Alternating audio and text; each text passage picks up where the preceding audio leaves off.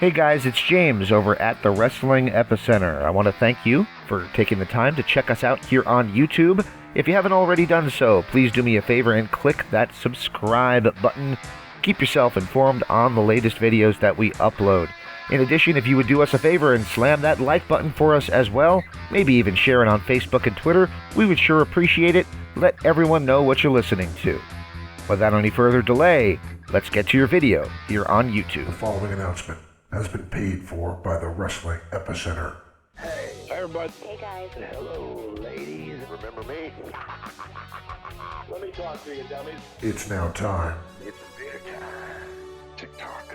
It's showtime. for the longest running wrestling talk show in history. We are huge. It's gonna be cool. You're where it's at. You smell like me. Tune in each and every week. And you better keep listening, or I'll come out of your computer and turn it on for you. Or else I'm gonna kick your stinking tape in. We've been known by a few names.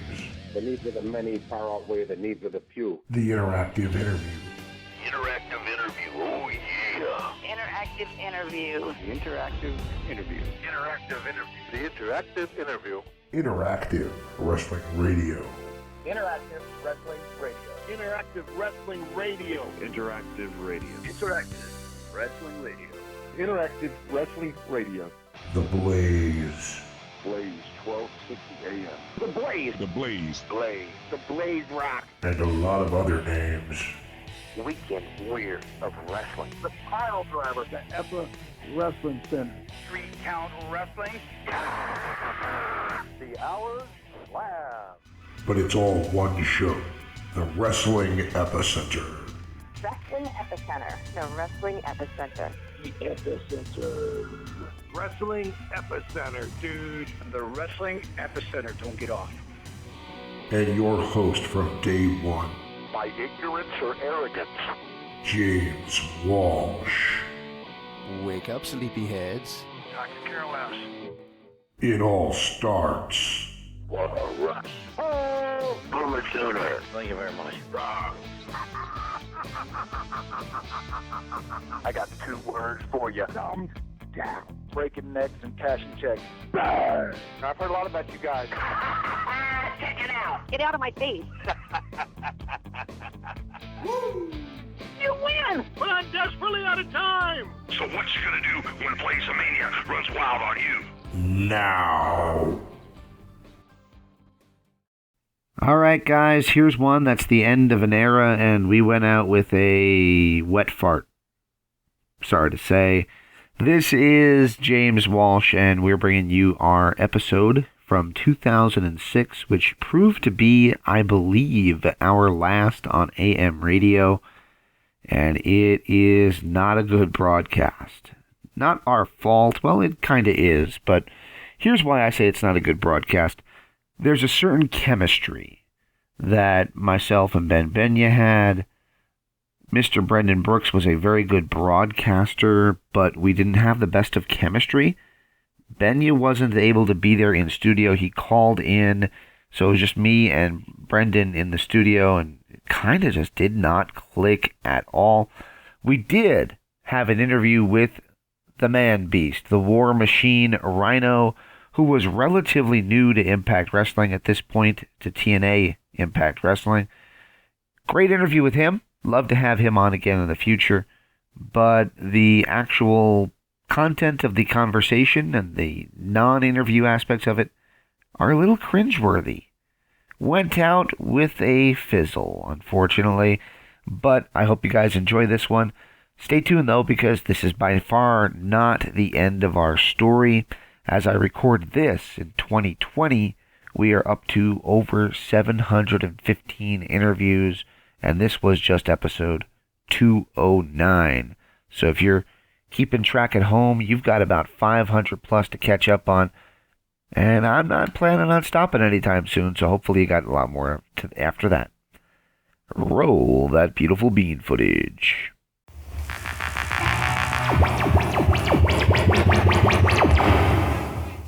Want to give a whole lot into the aspects of spoilers, but I'm gonna reveal a couple spoilers right now. Oh, spoiler alert! 3, Now 2, 1.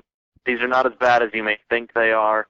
The first thing I want to say is particularly Matt Hardy is once again being lovely used. The Battle Royal is going on right now, and I believe Matt Hardy was the second man eliminated without doing anything. And Made a mistake. He probably barely broke a sweat. the opening contest of the night is a must-see. You need to see RVD and Rey Mysterio fight. Oh, wow. Great match. This is superb.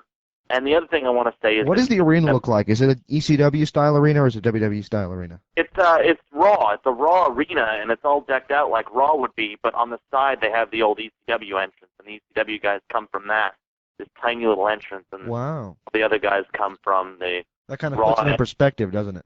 Yeah, Vince is happy that he doesn't have to spend much money on production.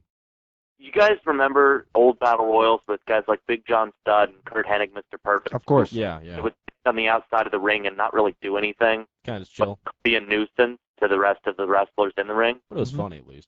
Edge is currently doing that. He's the old school style. But right about now, I will say this about the ECW guys, and I think it needs to go on record as very important.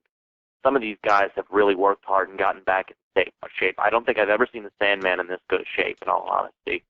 Sabu doesn't look nearly as deformed. Al Snow has head, oh my God. Yes. But Al Snow is... And what does everybody want? Head! Al Snow is fighting here tonight, and the recently signed Justin Incredible is also... Justin Incredible's there? Oh, man. I'm so happy for Justin. I interviewed him back in, October? And he's such a nice, down-to-earth guy. I think this is something that might actually light a fire under him again. Yeah, but otherwise, it seems to be they're doing a really good job, at least with the build-up. I think the mistake here is having ECW guys who a lot of people are going to pull for fight WWE guys like Lashley, Mysterio, Tatanka, guys that are trying to push as major faces, particularly on SmackDown. Really, Raw faces don't matter, but that reminds me. Did you see Raw? Yes, I did. I did see Raw. Was it just me, or was the reaction rather underwhelming in terms of things like RVD came out and it sounded like he got like a mixed reaction? So I'm thinking, oh wow, this is going to be a Cena town. People are going to cheer Cena. Cena comes out, he gets booed. Loud chants of Cena sucks. So who does people like in this lovely feud? I don't understand. I mean, obviously it appears to me anyway that the ECW guys are being billed as the heels. But RVD got a better reaction than Cena, which isn't saying much. If you're gonna bill ECW guys as heels, the worst mistake you can make is putting Kurt Angle in ECW. I mean, you want to talk about getting booed. I'm the biggest Angle mark there is, but I firmly believe that the one night stand card, that Randy Orton Kurt Angle match is a terrible idea. They're not gonna like that. They're gonna boo that match out of the building. They're not. Let's look at Angle's actual connection to ECW. He comes in before he goes to WWE, pre-WWE, to maybe work with them, and they do the crucifixion that night, and bam, Angle is gone, and that's it. And then he goes to WWE and has a successful career. Now, otherwise, it's really kind of disappointing in that sense that, this is a much different one-night stand than the last time. And it seems like what they're doing is just bringing in some ECW mainstays. I was running down a list of guys earlier today that really haven't been brought back in, and I think there's two names they need to go after, in all honesty, because fans will buy this match. They can do this match till the end of time. And do you know what match I'm talking about? Raven and Tommy Dreamer? To hell with Raven. Raven sucks. I don't agree with that at all. Raven. To hell with Raven. Oh, man. But what about Raven? Raven is completely bloated and, looks got like a thyroid problem. It's a health problem. Why are you trashing a guy? It's a health problem, and he shouldn't be wrestling. Yeah, but he's still able to wrestle. I mean, he's still able to wrestle. He just looks a little chubby. Yeah, Terry Funk's able to wrestle. That's another thing I'm not so sure about. Well, Terry Funk is 185 years old. And he's also a cyborg, so therefore there's a far different difference in that. Terry Funk is a malfunctioning cyborg if I've ever seen one. That guy he's never going to stop. And unfortunately, your friend Ric Flair is not that far behind him in age.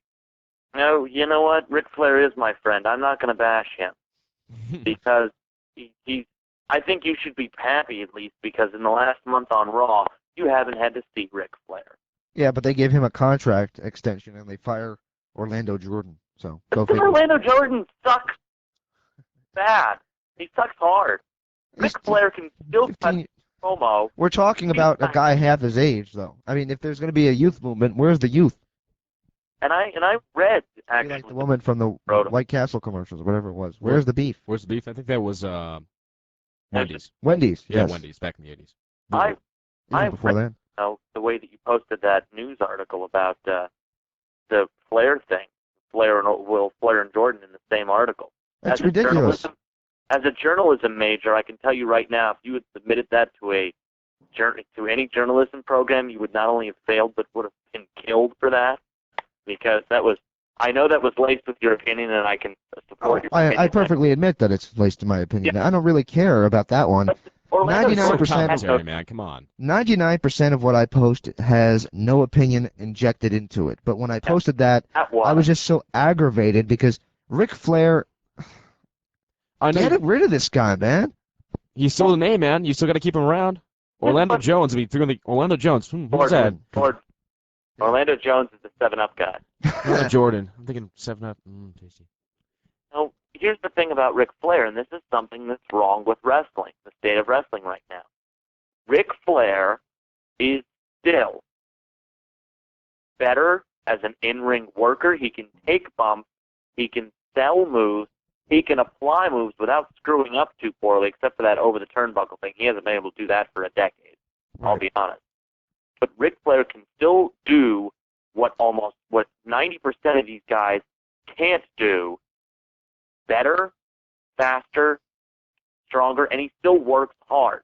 Flair is still able to cut a better promo. You know, you talk about Orlando Jordan. Yeah, but the problem is, when you're watching Ric Flair in the ring, you're not seeing a guy who looks like he's in phenomenal condition. You're not seeing a guy who looks like he should be able to do this. He looks like a 60-year-old man, again, in the ring, usually against a guy half or a third his age. That's because he is a 6-year-old man. And he's putting him over. And he's a name. I don't know what's wrong with that. You know who the last guy Ric Flair beat in a serious match was? Triple H? Yeah. Carlito? Let's not include... P.S. Carlito beat Shelton Benjamin again on Raw, proving once again Carlito beats no one but Shelton Benjamin. Yeah, I mean, but I'm just thrilled he got a finisher. Should this be called wrestling law now? From now on, the Carlito cannot beat anybody but Shelton Benjamin? Pretty much. What, are you kidding? You visit, like, USANetwork.com, and that's all that they ever talk about. I mean, let's look at another guy, you know, who's aging, but he's in really good shape. How about Fit Finlay? Yeah. Yeah. Let's look at Fit Finlay and say, here's another guy who can do better things at, you know, twice the age of some of these young guys, and he's still around. But we don't have something against Fit Finlay. Because he doesn't have the spotlight. Yeah. I mean, that's why. Flair has notoriety. And I think the other thing is Not that much notoriety. I think we like to pick on In Flair. pure wrestling circles, maybe. If you ask somebody on the street who's Ric Flair, they're either going to think the old guy who shouldn't be wrestling anymore, or who's that? Yeah, most likely who's that. Oh my God! Huge spoiler, and I can't say it. Don't say it. Don't say it. You can say it. Don't say it. I'm curious. Say it after we go on break. Battle Royal. Here's what happened in the Battle Royal. Don't do it. Don't do it. Don't do it. Ben, I will silence you. God! Actually, Is it huge? I will silence you. Is it huge? It is freaking huge. You're never going to see this coming.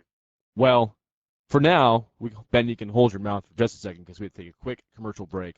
We'll be back in a bit. Ben will be joining us still, followed by the Rhino interview.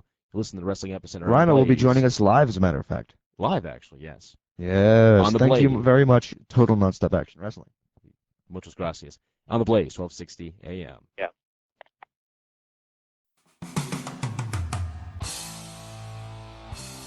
Available now in the archives at WrestlingEpicenter.com, it's our exclusive one-on-one interview with Mike Bucci, better known as Simon Dean and Supernova from ECW. I mean, you guys remember, I started off as a goofy superhero with blue paint on my face, and I went all the way. You first, and then you won the moment. Yeah, running around with a cape, but people saw me grow, you know, being the innovator and the moves and having good matches and team with Chetty, all that, and then eventually winding up, you know, super shredded, lean, leather pants, long hair, the whole deal. I mean, I changed with them, and they saw it. So people, you can't. Ultimately, wrestling fans, that's what I always loved about them. They're the ones that are going to decide what they like and what they don't like. You can tell them what they're supposed to like, but they're going to stick their finger up and they're going to turn their channel on their TV, and then you're going to draw low ratings.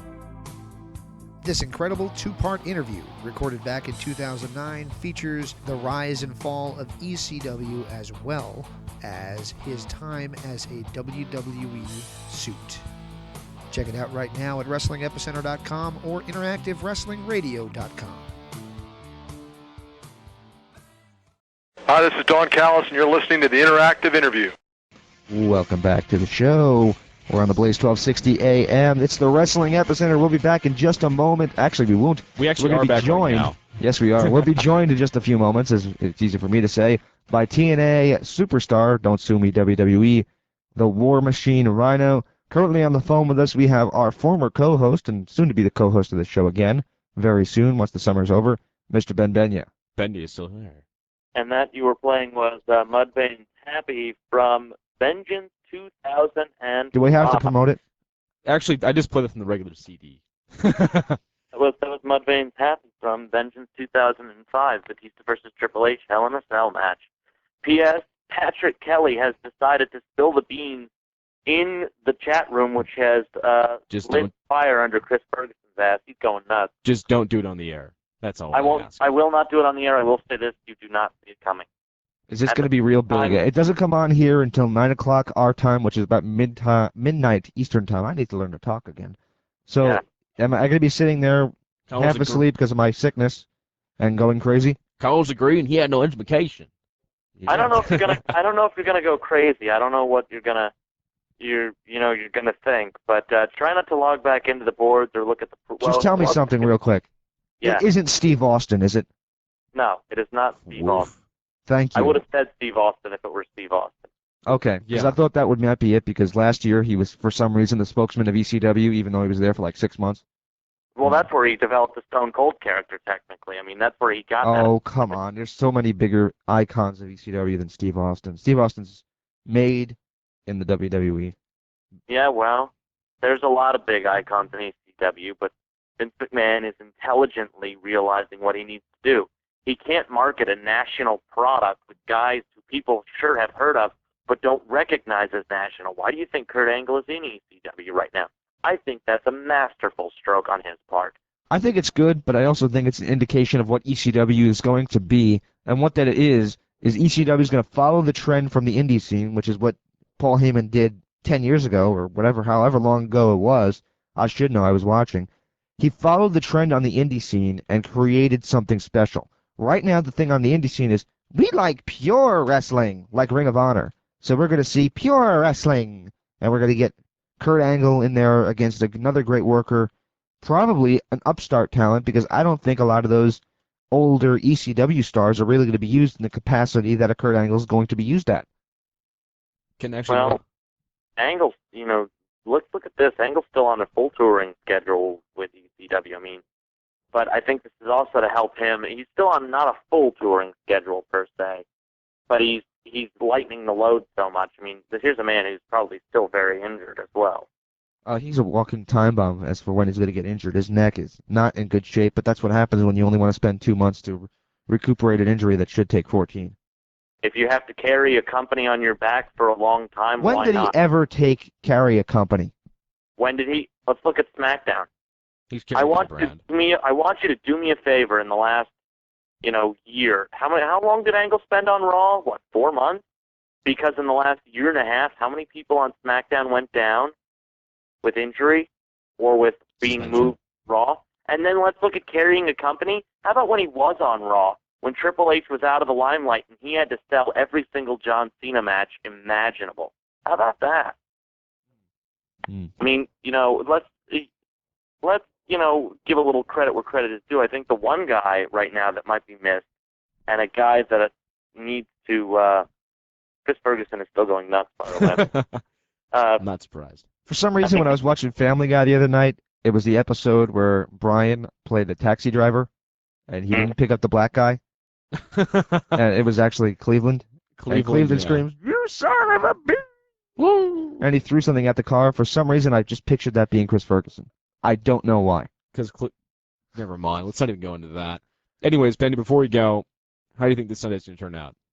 I can go match by match and tell you I think Kurt Angle and Randy Orton could get booed out of the building, potentially. I don't know. It depends what kind of smart mark fans we're dealing with there. If it's going to be the uptight ECW uppity crowd, it's going to be like, oh, this is not an ECW match, then they're going to crap all over it. But I do think that that match has potential to be good. Yeah. Especially if it was in a WWE ring. But who knows? If the crowd decides to go with it, then it'll be great. If the crowd craps on it, and that's what I'm betting on, I think it might be pretty bad. I think Lawler and Taz is an interesting idea. I'm not sure how that's going to go over, really. The battle of the commentators? Again, though, the fact is, here's what's wrong with wrestling. These two cut a better promo than guys like Orlando Jordan who get released. I mean, and That's a fair point. Now, I'm no big fan of Orlando Jordan. I'm just saying that they need young stars that can work. And Orlando had good potential back when he was in the cabinet, but he really stunk it up once he became a single star. Yeah. And, then we've got, and I don't think putting the U.S. title on him the way they did was a good idea either. Well, I don't think having him get beat by Benoit 18,000 times in 10 seconds is a good idea either. I think it was hilarious. I thought it was hysterical, don't get me wrong, but I don't think it was a good idea in terms of his character or Good career choice at all. No. Look at a couple of the other matches. If Sabu and Mysterio can avoid screwing up in their matches, because we both know they have a tendency to try and overwork and oversell, that could be fabulous. I think Cena and RVD could be good. I don't know if it could also be catastrophic. I'll tell you why it's going to be good. Cena and RVD is going to be great because that crowd is going to boo Cena as though he were the Antichrist. Technically, he is the Antichrist when he walks into an ECW arena or event. Oh, man, he's going to get He's destroyed. like the antithesis of all things ECW is. And this is why fans boo him. Can I go on a quick rant? You've got 2 minutes. All right, I got a quick rant. It's not going to take 2 minutes. Rob Van Dam is in the ring. Rob Van Dam is getting a lukewarm reaction. The entire crowd is chanting, Cena sucks. Cena used to get over because he was in your face and said stupid things, mostly gay jokes, all the damn time. For some reason, since he's become world champion, especially since he's moved to Raw, he's been this kiss ass. He's been kissing everyone's ass, and that's why people do not like him anymore. That's one of the reasons, anyway. I was a big ECW fan. Yeah, sure you were, John. We believe you. Of course you do. Of course you were back then. I'm pretty sure you were just busy in the gym. Ben, you ready? Last couple of things before I get off the line for you guys. Yeah, you got 2 minutes. Rhino. I just wanted to say in regards to Raw, SmackDown, in the last month, full of stuff, it's a terrible business decision to leak a rumor out, but the way that Vince McMahon has turned it around, it's not traditionally a good idea, but McMahon has really turned this DX thing around in the sense of he's going to jerk you around every week. I don't expect to see DX until Vengeance. I honestly don't. I don't think you're going to see Michaels until Vengeance. Exactly. I mean, it's a smart move on his part in that respect, that he knows everyone knows. So what's he going to do? He's going to mess with you each week. On the same note, I would be incredibly pissed if I were at that Raw show Monday night and my main event was that crap that they put on, because that was crap. That was total crap. I thought there was potential. It could have been good when Shane started rubbing his nipples. Well, that's no potential at all to be good at all. Sorry. I thought it was funny. Last thing I want to say. Yeah, one last thing. Two things. Two things. Go. One, Deacon DeVille playing the freaking Deacon playing this alternate Kane is some of the stupidest stuff I've seen in a while. This is really stupid, and I need to realize that. And then my big point of the night is that I might be the only one out there who is, but I am excited for the arrival of the Highlanders. I don't even know who the Highlanders are. The Highlanders promo that ran, and I've watched a couple of their matches and seen what they can do. This tag team is a cross. They have the build of guys like the Road Warriors, and of course we know Road Warrior Animal released this week. Yes, because they had to make sure he crapped on the Road Warriors legacy before they cut him off. Yeah. They have the build of the Road Warriors, but they have the attitude and personas of the Bushwhackers. How can you go wrong with that? I don't think you can, really. No. Sounds interesting. What brand are they going to be on? Raw. They will Thank be on God. which means they'll be the tag team champions about 2 weeks into their run. Right. Well, who else is there? I mean, I'm looking at Hacksaw and Eugene, and I'm thinking, you know what? All you got is Cade and Murdoch as a tag team on this brand. Put Hacksaw and Eugene together as a tag team. And Gene Snitsky is the greatest tag team ever. Who? Anyone who doesn't, Goldust and Snitsky. Oh, yeah. Anyone who doesn't think that's entertaining, I'm sorry, you're taking yourself too damn seriously. Because I will say this about Goldust and Snitsky. They're funny backstage, and Snitsky has worked his ass off to become what he has become. So, he has really worked hard. He's a guy who I have a little bit of respect for in the business because he was thrown into a crappy situation with a stupid gimmick and made it work. Yeah. On that note, Ben, it's been good hearing from you, man. Hope you're enjoying your time in We'll Florida. see you next week, Mr. Ben. Well, we'll hope to see me next week. If you got really lucky tonight, the only night it didn't work until ungodly hours. So. Well, let's hope we see you again next week. So, yes, for we now, need you. We got to catch you off like you're at the bar. All right, I'll be in the chat room. Last call. Adios, man. Thanks. Alrighty. Thanks for dropping by. Up next, the Rhino live interview. Hopefully so. If not, we'll be back. We'll be taking calls, but don't call in yet. We're waiting for Rhino to give us a ring. On the Blaze, 1260 a.m. Triumph the insult comic dog whenever I'm in Arizona. I listen to the Blaze, 1260 a.m. on your dial. Available now in the archives of InteractiveWrestlingRadio.com and WrestlingEpicenter.com. It's our 2005 exclusive interview with the one and only, positively, Chris Kanyon. Who's better than Kanyon? Well, everybody knows the answer to that. Nobody, right? It always will be nobody. Get it now in MP3 format at InteractiveWrestlingRadio.com and WrestlingEpicenter.com. Hi, this is Jim Cornette. You're listening to The Blaze, 1260 a.m. The Blaze, 1260 a.m. Back on the air, guys. Wrestling Epicenter with James Walsh and Brendan Brooks. Just got done talking to Ben Benya Yes, from our Florida. summer me. And right He's now, over in do you feel a little jealous? He's in Florida enjoying Disney World every single day, and we're I'm stuck in the desert.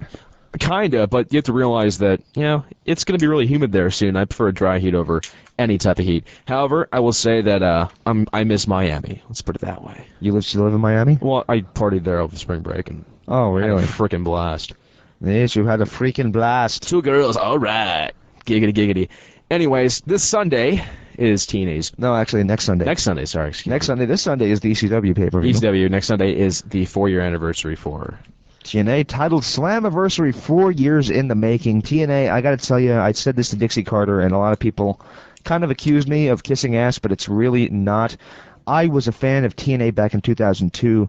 I was a fan of theirs all the way through their Wednesday pay-per-views, through Fox Sports Net, and all the way through Spike TV now. So I am glad to see TNA celebrating 4 years. Nobody thought they could have done it.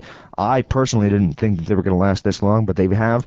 They're getting bigger, they're getting stronger, and now I truly believe this company has legs to become the next competition for the WWE, the next version of WCW to the wrestling business. I think TNA absolutely has the potential, and if you haven't figured it out yet, you're definitely going to figure it out very soon, that TNA is where it's at. Would you like me to kind of stretch a little bit? As we're kind of stretching a little bit to hold on, we got Rhino on the line currently, calling a little bit of time right now. So this Sunday, next Sunday at TNA Slammiversary is going to be the King of the Mountain match, which they did a couple years back, and I believe they did last year as well. And it's going to be very interesting to see how Jeff Jarrett reacts to this, because if he doesn't win, he can't use his moniker King of the Mountain anymore.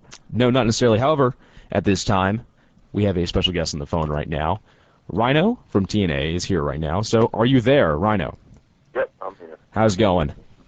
Good. How are you guys? Welcome aboard, man. It's good to have you on the program. Oh, I'm excited to be on the program.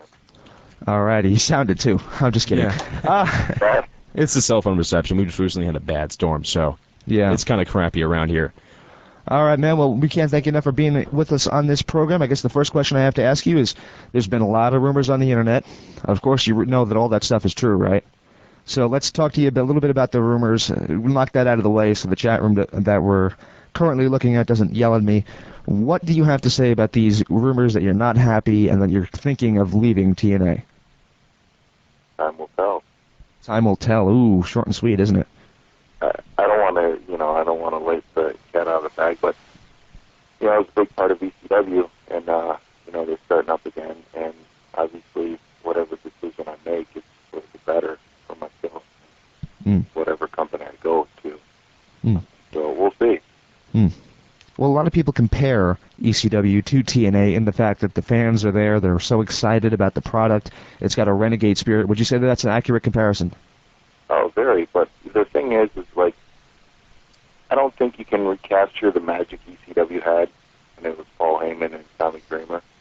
So, I mean, I'm glad to see guys like Sandman and, you know, Sabu and a couple other guys get a paycheck, you know, that they deserve, like Roadkill and, you know, and guys like that, you know, they deserve a paycheck. They've been working hard, you know, their whole careers. But, you know, it's like, I mean, being in TNA's locker room, you know, just every time I go there, I see the excitement on the guy's face, you know. The people in the back, they want to go out there and perform for the fans, you know. They want to go out there and wrestle. And there's really nothing holding them back, so they can go out there and do what they're, you know, trained to do, you know. It's just like every TV, every pay-per-view, it's just that excitement that, it obviously raises my game, because if I don't step up, they're going to take my spot, you know. So, but it's definitely the type of karma, the type of excitement that I've seen, you know, when I was in ECW before, you know. So. Excellent. Back to your role right now in TNA. How are you currently enjoying that? Pardon me? How are you currently enjoying your role in TNA at the moment? You know what? Every time I go down, like I said, it's just, you know, everybody's happy to be to work. You know, everybody, you can go there, wear whatever clothes you want to wear. You know, there's no dress code. You know, and I mean, if Vince wants to do that, that's fine. But you know, it's like I had a couple calls, and you know, people going, "Oh, well, you know, they're starting up ECW again, and the contract's going to run out." And the first thing I asked is like, "Are you going to have a dress code?" Is that a deal breaker? You know, everybody that, you know, wrestles for ECW, you know, they're going to have to, you know, have a dress code and this and that. And it's just like, that's not ECW. You know? Well, think of Sandman. I don't think I've seen Sandman in anything except a T-shirt. Yeah, exactly. And it's not right hanging out of his back pocket. But, you know, it's just like you're going to domesticate Sandman. It just takes... That's not Sandman. It's a renegade company, you know, and, you know, it was. Now I don't think it's not, you know. You can't recapture that magic. So. Well, you talked a little bit about the WWE and your role there. Go ahead. I'm just going to... You can go there, do whatever you want to in the ring, you know, unless, you know, as long as it don't involve killing someone, it's pretty good. Is that one of the reasons that you left the WWE, was the dress code? It's your talent. Was the dress code one of the reasons that you left the WWE? Actually, I don't know. Well, obviously, I might have an opportunity to go back and work for them, and you know, I had a lot of good opportunities with WWE. You know, but I think my opportunities are better in TNA. You know, not just for myself, but for other guys. You know, like look at Chris Sabin; he's getting a chance to wrestle Kevin Nash. Oh, that's a huge opportunity too. You know, it's just like look at Christian; he chose not to resign with WWE because, you know, in his heart, you know, he's a good friend of mine, and I talked to him. Oh, yeah, you guys used to be a faction together before you guys either hit it famous. What's that? Said you guys were together in Canada way before you guys even hit it big. Oh, yeah. We traveled up and down the road. You know? Actually, we met, I think, 10 years ago. Yeah. Wow. I hated him ever since I met him. So. He was a good guy, but the thing is, it's just like, you know, there's, you know, TNA is, you know, I think that's the future of pro wrestling, you know, and it's growing as a company. You know, and it's just like, you know, they're not afraid to try things that are new, you know. Right. So, you better about Savory coming up? Yeah. Now, Rhino, it's been like nearly a year since you jumped ship to TNA, and you were former NWA World Heavyweight Champion. And as a performer, you've been in the business for many years now. What does it mean, or how does it feel to kind of have a belt of that lineage, of that history? I mean, it's an honor to have this opportunity to earn an opportunity to wrestle for it, you know, let alone win it. You know, I just wish my reign was longer. Right. That was the next question, actually. What's that? Yeah, that was our next question, was did you wish that would have been a little bit longer? Yeah, but, you know, I think, you know, if I do stay with TNA, that's a big question. You know, that's what I'm going for, you know. So, and I would like a longer title reign. So, now, I mean, it just. Now, with some of our... Go ahead. Sorry, we're like... we don't have good chemistry right now. We'll apologize for that. Yeah, it's just the... It's hard to hear because there's a couple seconds delay, so I'm thinking there's a break, and there's not. Right. Now, Rhino, we've had several guests on the show in the past, and there's always this difference of opinion of the subject of titles. For some of them, wrestling is just a job, while others sort of take it to heart. Where do you stand on that issue of holding a title? Is that big of a deal, or do you see yourself as just more of a name and a big ring performer, and that's how you generate your audience? Is a title all that's cracked up to be? I think it's the trophy, I think it's just all your hard work pays off, It's actually, believe it or not, you guys think, Rhino, doing this, doing that, but I'm actually 2 hours past my bedtime. Oh, really? I apologize. Yeah. Water my lawn, go to the gym, work on my boat, and come home and usually take a nap and then go do some other things, run around and pay bills, but I'm very dedicated to my job. My job is wrestling. I took my nieces to go get ice cream. I took my nieces to go get ice cream today, and it's just like, they asked me, well, what do you do for a job? And they're only 4. And it's like, I wrestle, because my brother, he worked on trucks, UPS trucks, and they're like, oh, Daddy works on trucks. What do you do for work? What trucks do you work on? And I told them that, I wrestle and get paid.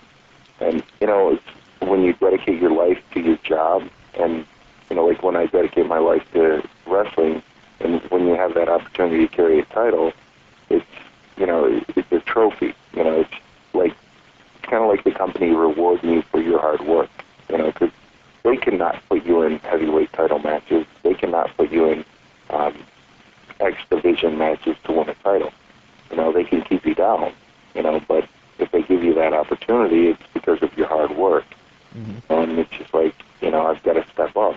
If I stay with TNA or wherever I go or whatever I do, I've just got to step up and, grab that, grab the ball and run with it. Absolutely. Well, we can't thank you enough for joining us. Can you stay with us for one commercial break? We do have to take a break. Could you stay with us through the next commercial break? And we got some more questions for you. Okay, for sure. All right, we'll be back in just one moment with more from the Blaze 1260 AM with Rhino. You guys still there? Yeah, we're on a break. Sorry, we do appreciate 3G Construction Company encourages our listeners to take a moment out of your busy schedule to give the gift of life by giving blood to the hospital or blood bank of your choice. As we all give, let's give remembrance to all of our troops who are giving unselfishly in the line of duty. We the people salute you proudly for a job well done. This message has been brought to you by 3G Construction Company in Phoenix. Their phone number is 602-569-0900. On the air because they care about the people in this community. And now, from the vaults of the Hermes Psycho Archive comes the Random Rants.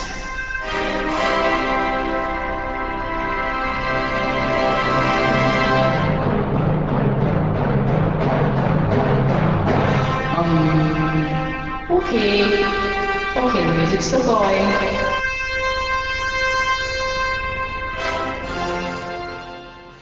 If your do-it-yourself move needs help getting started, the UPS Store wants you to remember these 6 words. Don't you worry about a thing. At the UPS Store, we know it can take a lot of effort to move. That's why we offer expert advice, as well as a wide variety of moving boxes and supplies at our neighborhood locations. So the next time your move needs a little help getting started, just think of these 6 words. Don't you worry about a thing. The UPS Store, the place for moving supplies and a whole lot more. Packaging, shipping, or summer storage. The 2 on-campus locations of the UPS Store do it all. Store boxes at the UPS Store at ASU and have your items waiting for you when you return to school in the fall. For details, see an associate at Palo Verde East or the Sonora Center. We fit so much fiery cinnamon flavor into one little Hot Tamales original cinnamon candy. It's not easy. First, we gather up about 523,647 pounds of cinnamon and fire it up with a blowtorch. Then we smash the cinnamon to bits with this 16-ton heat hammer. We then have our secret ninja team break the cinnamon down further. But our little hot tamales are not ready yet. We then place the chopped cinnamon into a patented hot tamales atom smasher.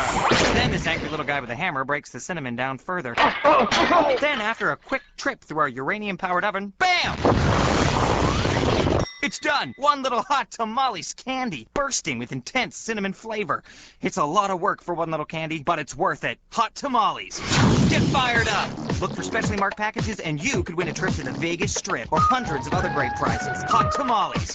Get fired up! No purchase necessary. Legal residents of the U.S. 18 or older. Void or prohibited. Game ends 10/31/06. For official rules, visit.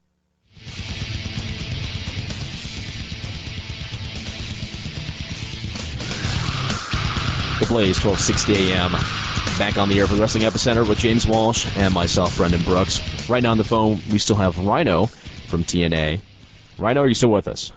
Oh, yeah. Sweet. Great to have you on the program once again. Thank you for taking the time and staying up late to join us. We know that it's past your bedtime, as you just said. I guess the next question we have for you is kind of a touchy one, and it might sound a little sarcastic, but it's not. When the rumor or the news broke that you were released from the WWE, my first question was, how big was the vase? Because the rumor was that you got fired for breaking a vase. What the hell happened? What was that all about? Well, actually, I was going through a divorce. Oh, wow. My ex-wife, she's a wonderful lady. She's a wonderful woman. She's just an incredible mom. Mm-hmm. It was a tough time for me because WWE, they weren't really using me. And it's kind of like you go to work and you give them everything you have. Right. Not only, just in the ring, but it's like, this is what I chose to do, and I'm leaving my family, and it's just, they didn't use me to my potential, and it's just like, it was very frustrating on that part. And then, just going through a divorce is tough, and I had to struggle with, I have a 3-year-old little girl, and my ex-wife, she's from Germany, and I had to struggle with, do I keep them here in the U.S., or do I let her go home to Germany with my daughter? Mm. And that's what I had to struggle with, and I think it came to a boring point, and we got into a little argument, and, I have to,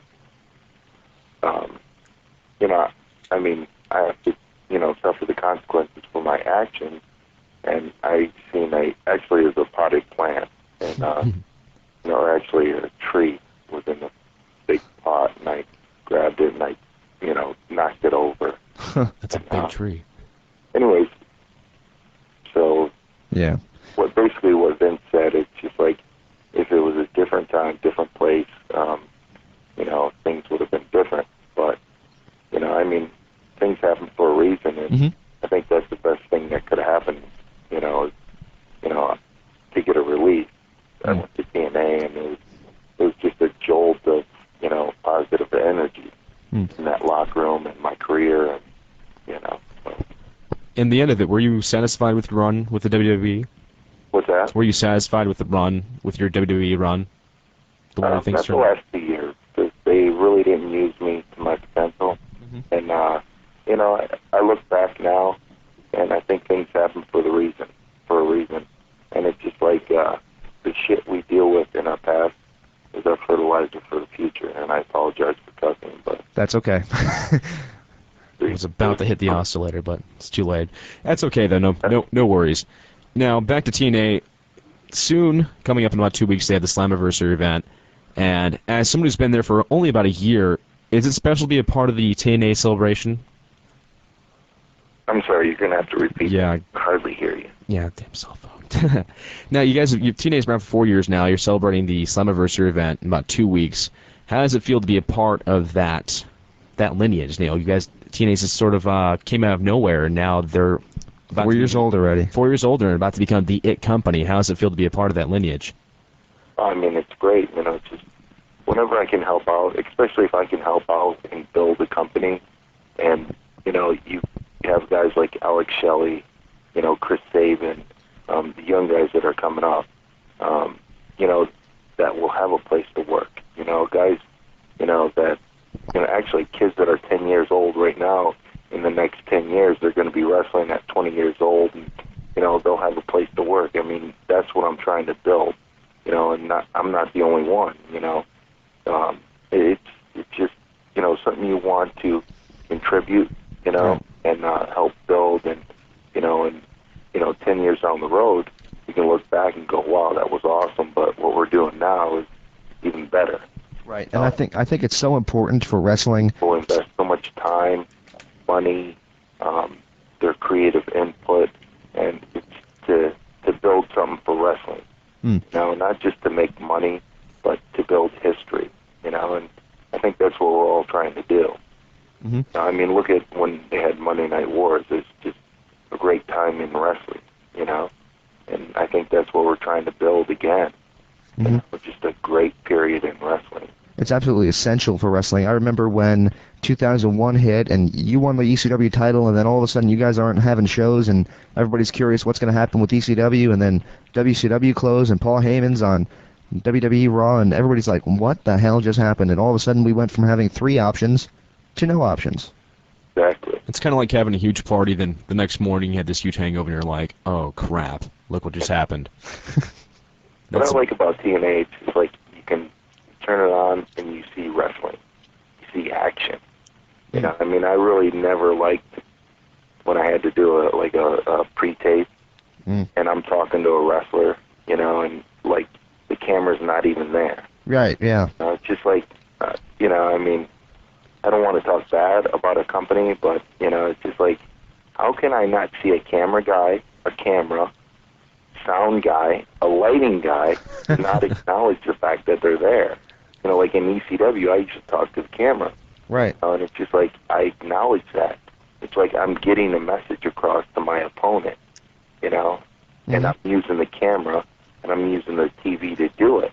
You know, that was the whole, you know, the whole thing behind, you know, doing pre-tapes there. It's just like, when I went to WWE, I'm like, they tell me to ignore the camera like it's not there. I'm like, come on. Right. You can only suspend reality for so long if you're watching, you know, at your home. It's just like, I'm going to, you know, say what I'm going to do to my opponent, to another wrestler, but he's not going to see it because there's no camera here. Right. Like, what are you guys, insane, you know?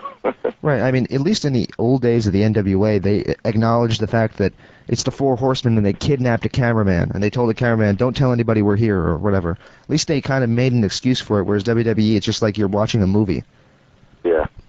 And that's what basically that's what they say that, you know, that they're doing, you know, we're making a movie, you know, we're suspending reality, blah, blah, blah. It's like, as far as, come on, just, why don't we go out there and wrestle? Actions speak louder than words. 9 times out of 10. Well, just a moment ago, you mentioned competition, and with this new ECW starting, the first thing that came to people's minds is that this is going to be what's going to go head-to-head with TNA.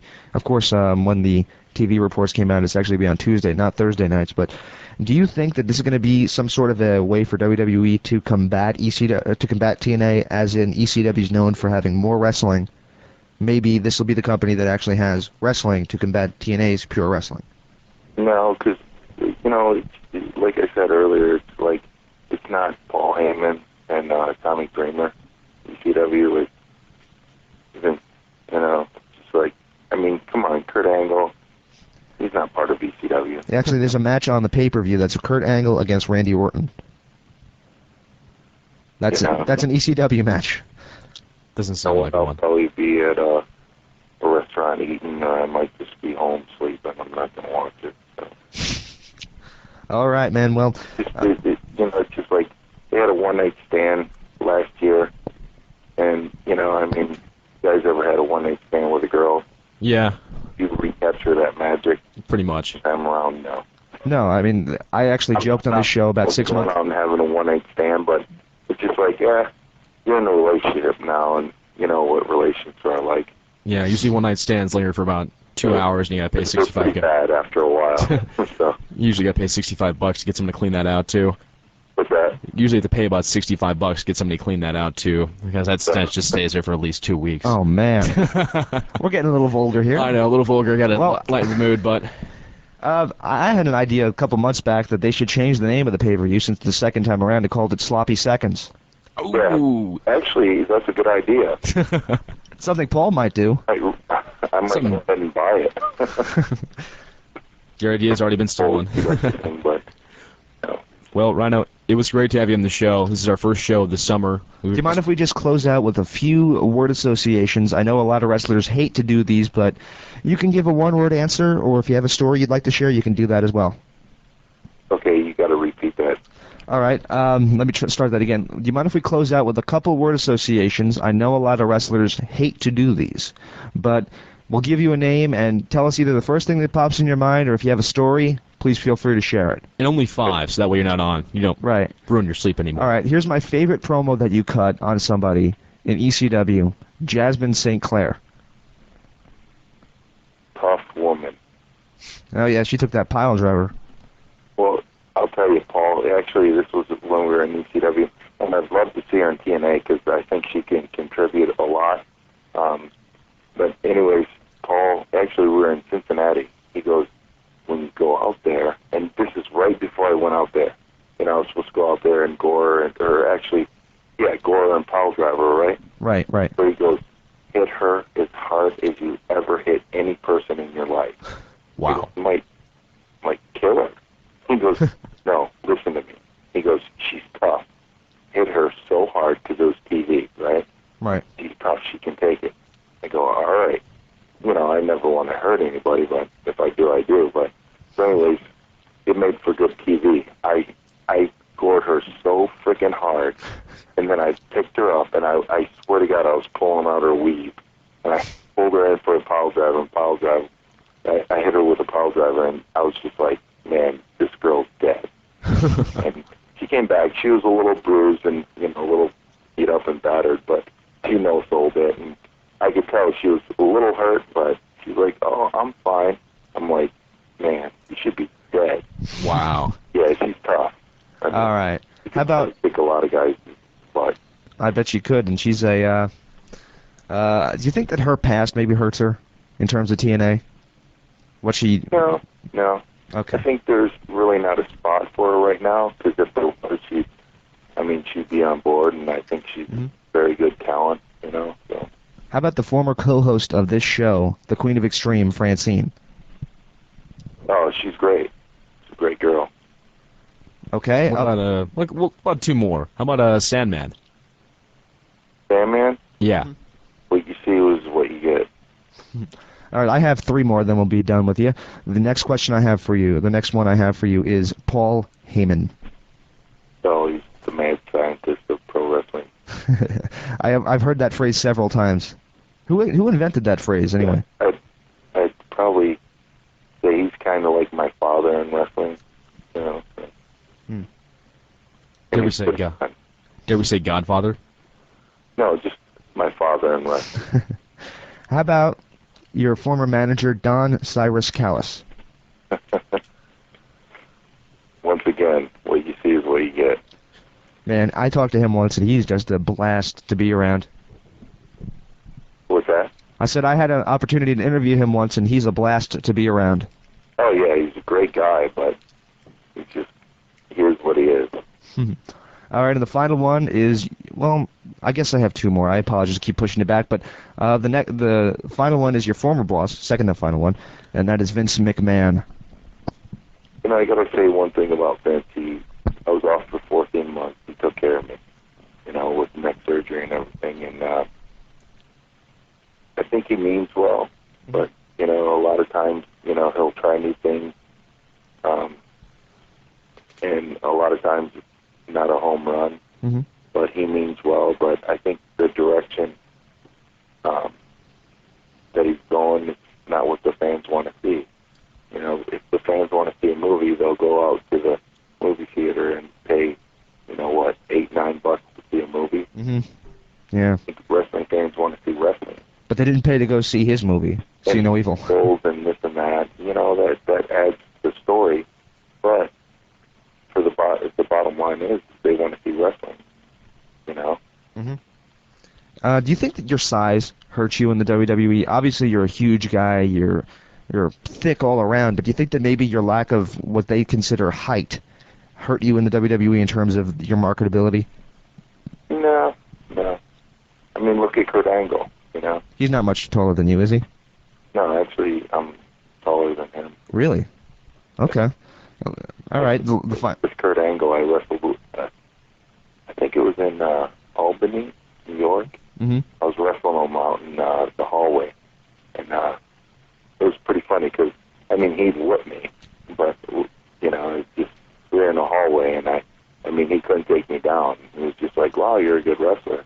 You know, like amateur wrestler. And I go, Kurt, if we were out in that mat, I'd mess you up. I was joking around with him. But, you know, we're actually, I'm actually a little taller than him. And, I mean, he's a great guy, you know, Kurt Angle, but he's no Rhino. The final one is your current boss, Jeff Jarrett. Piece of shit. Ooh. I hope that was kayfabe. Otherwise, you might not have a job tomorrow. All right, man. We can't thank you enough for joining us on the program tonight. Thank you for staying up past your bedtime. We really do appreciate it, and we hope it was as fun for you as it was for us. You guys make me sound like a girl.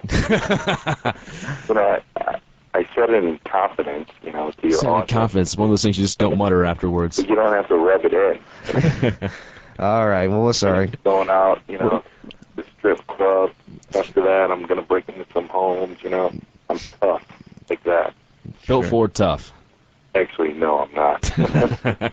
Actually, I'm very dedicated to the sport I'm in. So. Excellent. It's good to hear. All right, man. Take care of yourself, and we'll talk to you soon, and we'll see you next Sunday at Slammiversary. All right, for sure. So stay tuned for more from the Blaze 1260 AM and the Wrestling Epicenter.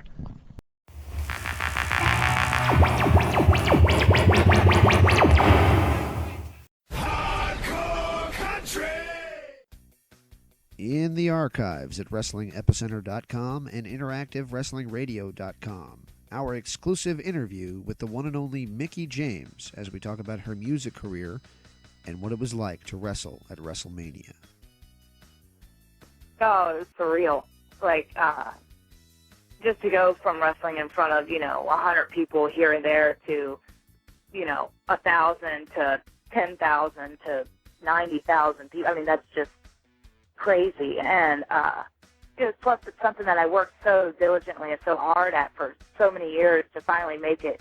It was definitely a huge accomplishment in my life, and just the moment itself, like just even at WrestleMania, my first WrestleMania was just outstanding. Like I was, because it was definitely a long road to get there. So that we just totally embraced the moment. Like, yeah, sure, it was a lot of pressure. I mean, I think just going in, it was a lot of pressure. I mean, it's my first WrestleMania. There's, thousands of people, and I'm, winning the championship for the first time. So the whole moment in itself was just incredible. And then, check out this great interview and so many others right now at WrestlingEpicenter.com, available in MP3 format and on YouTube. This is Rob Van Dam. You know what? You're listening to the Wrestling Epicenter, dude. The Blaze 1260 AM. James, it's been about a month since we've been here. 3 weeks, maybe 3 about weeks. 3 weeks, yeah, about 3 weeks. Something like that, yeah. About 3 weeks or so. And for some reason, everything in this building is like tore up right now. Or I can't just hear it, I'm not sure. But anyways, that was the Rhino interview. Your thoughts on that? How do you think he's going to kind of pull off his TNA run? Well, unfortunately, we did not have the bleeper ready for either him or you. But actually, I kind of watched my mouth on that one. I know how to censor myself. You said flippin'? Flippin', yeah. That's not what it sounded like, but I'll accept that. You'll accept that. But it's weird when you hear somebody on the phone who's really dedicated to his craft. Now, there are rare people in life who actually are dedicated to what they do. Zach Wilde, right. Countless other guys who are. So it's just it's refreshing to hear that type of clarity sometimes. Are you saying Zach Wilde is or is not dedicated? Oh, Zach Wilde is dedicated to his craft. He's insane. Man. He's insane, but he's an insane guitar player. That's what I mean like that. His offstage antics I can care less about. But oh man, he's a great guitar player. I mean, he's insane on stage too. He's very intense. I like him. Yeah. But getting back to Rhino, I got to tell you, from what he said, I do believe that there is a possibility that he might be weighing his options right now. You think so? I think so. I mean, I'd hate for it to happen. I think his place is in TNA. I think he's a guy that TNA could take, as they have, and use him in a great capacity, use him to help elevate younger stars. Not that he's old, he's still a young man himself. And when they need him to, they can pop him right back up to the main event, as we've seen them do in the past couple months anyway. Anyways, well, that being said, I think it's about time. Not bad for a first show after being hungover for a month. What'd you say? I'm not hungover. I'm not hungover. I don't woke party up. as much as I do, so. I don't party at all. I'm a very boring guy. I sat home and I read the final parts of the Da Vinci Code. Oh, man, when watching that movie, did you ever get the urge to scream, a clue, while watching it? I don't know. I did, but I was just more blown away by the fact that Tom Hanks, looks like he's aged about 60 years. He has kind of anyways. Yeah, but still, regardless of this fact, this Sunday is ECW's One Night Stand, and we're going to take off, guys, for the night being. Yes, it is Sunday night, and for those of you here in Arizona, 9 o'clock Eastern Time is when WWE versus ECW starts. It's probably about over if you're on the East Coast. Hope you still tuned in to us, and if you didn't, the archive will be up soon. Want to remind everybody to come back to the Wrestling Epicenter next Wednesday night, 10 o'clock Eastern Time, 7 o'clock Mountain and Pacific Standard. We'll be back with more great wrestling talk. We have Kevin Nash and Daphne lined up for next week. Hopefully those two will come off without a hitch. That could be a big, big program for us. Hell yes, it could. Oh, yes, and I guess that's about it. Do check out WrestlingEpicenter.com. Check the metal section. We got some new interviews coming up with Paul Stanley from Kiss, of all people. So be sure to check that all out. And, of course, the Weekend Warriors of Wrestling will have Paul Heyman, a pre-recorded interview from a couple of years back, but they'll still have a never-before-heard on the Wrestling Epicenter interview with Paul Heyman this weekend to help launch us into the ECW One Night Stand weekend. And that's for us, for James Walsh and Ben Benny, of course, from Florida. This is Brendan Brooks saying The adios. preceding announcement was paid for by the Wrestling Epicenter. I've been listening, and if you like what you heard, I'm glad. If you didn't like what you heard, well, go fuck yourself. Most people done hung up on me. We had a lovely conversation. What a show. Oh, mercy, Daddy. On your radio dial. Don't hang up. Bye-bye.